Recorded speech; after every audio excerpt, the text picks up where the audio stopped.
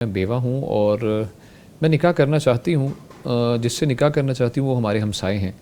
ان کے والد نے کہا ہے کہ اپنے بیٹے سے نکاح کر لو. ان کے والد صاحب نے کہا کہ میرے بیٹے سے نکاح آپ کر سکتے ہیں, لیکن یہ جو مصوفہ ہیں خاتون جو کہہ رہی ہیں کہ میرا بھائی نہیں مان رہا. اچھا, اب کیا کیا جائے؟ جی اس میں ایسا ہوتا ہے کہ جو بیوہ ہو, متعلقہ ہو, جی متعلقہ, تو اس کا اختیار کمواری کی نسبت بڑھ جاتا ہے. یعنی ایسے خود کے لیے اختیار, ہاں اپنا ذاتی اختیار, جی بالکل, ذاتی فیصلے کا اختیار بالکل, کمواری کی نسبت ان کا بڑھ جاتا ہے. حدیث واضح ہے اس حوالے سے کہ وَالسَّيِّبُ أَحَقُّ مِن وَلِيِّهَا, کہ جو سیبہ ہے بنفسها بولیہا, وہ اپنی جان کا حق اپنے ولی سے زیادہ رکھتی ہے.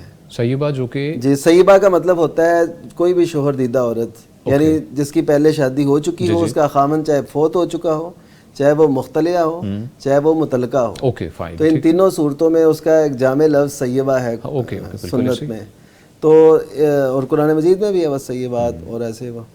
تو بہرحال یہ ہے کہ یہ جو عورت ہے اس کا حق اس کمواری کی نسبت زیادہ ہو جاتا ہے. اسی لیے آپ دیکھتے ہیں کہ صحابہ کرام رضی اللہ عنہم خود ایسی خواتین کو جو پہلے سے شوہر دیدہ ہوتی تھیں تو ان کے اب شوہر نہیں ہیں تو ان کو پیغام بھیج دیتے تھے.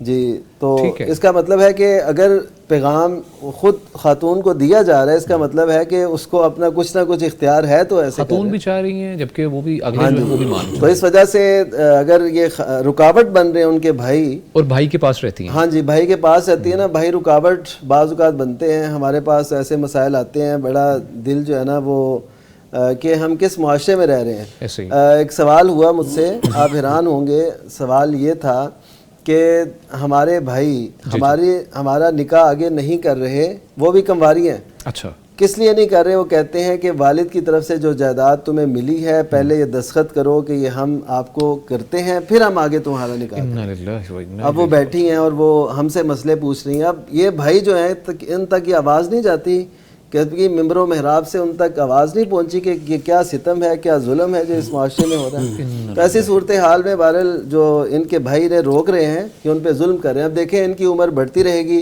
پھر شادی کی جو چاہتے ہیں وہ خواہشیں ہیں وہ بھی دم توڑ جائیں گی.